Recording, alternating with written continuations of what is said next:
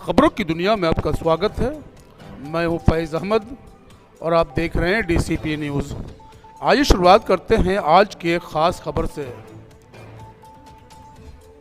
हिंदुस्तान की आज़ादी के महानायक चंद्रशेखर आज़ाद की मनाई जा रही 116वीं जयंती। लखनऊ। चंद्रशेखर आज़ाद एक महान क्रांतिकारी थे। चंद्रशेखर आज़ाद उग्र स्वभाव के थे। वे बचपन से क्रांतिकारी गतिविधियों में सक्रिय थे। चंद्रशेखर आज़ाद ने कसम खाई थी कि मरते दम तक वो अंग्रेज़ों के हाथ नहीं आएंगे। जब आखिरी समय में अंग्रेज़ों ने उन्हें घेर लिया तो स्वयं ही खुद को गोली मार दी और शहीद हो गए। चंद्रशेखर आज़ाद का जन्म 23 जुलाई 1906 को मध्य प्रदेश के भाभरा गांव में एक ब्राह्मण परिवार में हुआ था। इनका पूरा नाम चंद्रशेखर तिवारी था। इनके पिता का नाम सीताराम तिवारी। वे अलीराजपुर में नौकरी करते थे। इनकी माता का नाम जागरणी देवी था। सीताराम तिवारी की पहली 2 पत्नियों की मृत्यु हो गई थी। जागरणी देवी उनकी तीसरी पत्नी थी। आज़ाद की मां उन्हें संस्कृत का विद्वान बनाना चाहती थी।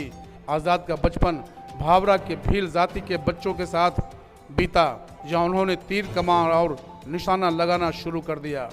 वर्ष 1921 ईस्वी में महात्मा गांधी ने जब असहयोग आंदोलन की घोषणा की तब चंद्रशेखर आज़ाद की उम्र मात्र 15 वर्ष की थी और वे उस आंदोलन में शामिल हो गए। इस आंदोलन में चंद्रशेखर पहली बार गिरफ्तार हुए थे। इसके बाद चंद्रशेखर को थाने ले जाकर हवालात में बंद कर दिया। दिसंबर में कड़ाके की ठंड में आज़ाद को ओढ़ने बिछाने के लिए कोई बिस्तर नहीं दिया गया। जब आधी रात को इंस्पेक्टर चंद्रशेखर को कोठरी में देखने गया तो आश्चर्यचकित रह गया। बालक चंद्रशेखर दंड बैठक लगा रहे थे और उस कड़कड़ाती ठंड में भी पसीने से नहा रहे थे। अगले दिन आज़ाद को न्यायालय में मजिस्ट्रेट के सामने पेश किया गया। जब मजिस्ट्रेट ने चंद्रशेखर से पूछा, तुम्हारा नाम? चंद्रशेखर ने जवाब दिया, आज़ाद। फिर मजिस्ट्रेट ने कठोर स्वर में पूछा, पिता का नाम? फिर उन्होंने जवाब दिया, स्वतंत्र। और तब पूछने पर चंद्रशेखर ने जवाब दिया, जेल। चंद्रशेखर के इन जवाबों को सुनकर जज बहुत क्रोधित हुआ और उसने बालक चंद्रशेखर को 15 कोड़े की सज़ा सुनाई। चंद्रशेखर की वीरता की कहानी बनारस के घर घर में पहुंच गई थी और इसी दिन से उन्हें चंद्रशेखर आज़ाद कहा जाने लगा। वर्ष 1922 में गांधी जी ने चौरी चौरा कांड से नाराज होकर असहयोग आंदोलन वापस ले लिया था, जिसके कारण राम प्रसाद बिस्मिल, चंद्रशेखर आज़ाद और अशफाकुल्लाह खान नाराज हो गए थे। उसके बाद आज़ाद हिंदुस्तान रिपब्लिकन एसोसिएशन संगठन के सक्रिय सदस्य बन गए। संगठन चलाने और अंग्रेज़ों के विरुद्ध क्रांति के लिए धन की आवश्यकता थी, जिसके बाद आज़ाद और उनके साथियों ने 9 अगस्त 1925 को काकोरी कांड को अंजाम दिया और सरकारी खजाना लूट लिया। इस कांड में शामिल सभी आरोपियों को पकड़ लिया गया था, परंतु आज़ाद को पुलिस नहीं पकड़ पाई थी। इसके बाद जब लाला जी की मृत्यु से पूरे देश में नाराजगी व्याप्त थी, चंद्रशेखर आज़ाद, भगत सिंह, राजगुरु, सुखदेव एवं अन्य क्रांतिकारियों ने लाला जी की मौत का बदला लेने का निर्णय किया और इन जाबाज देशभक्तों ने लाला जी की मौत की ठीक 1 महीने बाद 17 दिसंबर 1928 को ब्रिटिश पुलिस के अफसर सैंडर्स को गोली से उड़ा दिया। आज़ाद ने अपने क्रांतिकारी जीवन का कुछ समय झांसी में भी बिताया। ओरछा का जंगल, जो झांसी से तकरीबन 15 किलोमीटर दूर था, इन जंगलों में आज़ाद निशानेबाजी का अभ्यास करते थे और अपने समूह के नौजवानों को निशानेबाजी की शिक्षा देते थे। इस दौरान वे कई समय तक साधु के वेश में भी रहे और अध्यापन का भी काम किया। ब्रिटिश राज्य की तानाशाही का विरोध करने के लिए जब भगत सिंह ने अपने साथी बटुकेश्वर दत्त के साथ 8 अप्रैल 1929 को दिल्ली के केंद्रीय असेंबली में बम विस्फोट कर दिया। इस विस्फोट का मुख्य उद्देश्य अंग्रेज सरकार द्वारा बनाए गए काले कानूनों का विरोध करना था।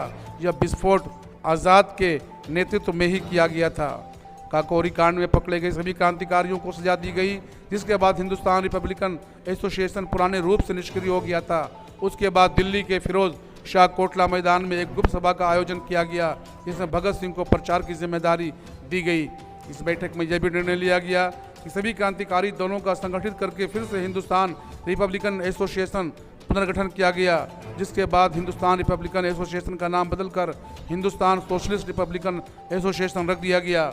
आज़ाद को संगठन के प्रमुख कमांडर इन चीफ की जिम्मेदारी दी गई। चंद्रशेखर आज़ाद 27 फरवरी 1931 के दिन इलाहाबाद के अल्फ्रेड पार्क में अपने मित्रों से भेंट करने गए थे। मुखबिर से सूचना मिलने के बाद ब्रिटिश पुलिस ने आज़ाद और उनके साथियों को चारों तरफ से घेर लिया और समर्पण करने को कहा। एक लंबी गोलीबारी के उन्होंने अपनी बंदूक की अंतिम गोली से खुद को मार दिया, क्योंकि उन्होंने जीवित रहते अंग्रेज़ों के हाथ न आने की प्रतिज्ञा ली थी। अंग्रेज़ों ने बिना किसी को खबर किए उनके शरीर को रसूलाबाद घाट भेजकर अंतिम संस्कार कर दिया गया।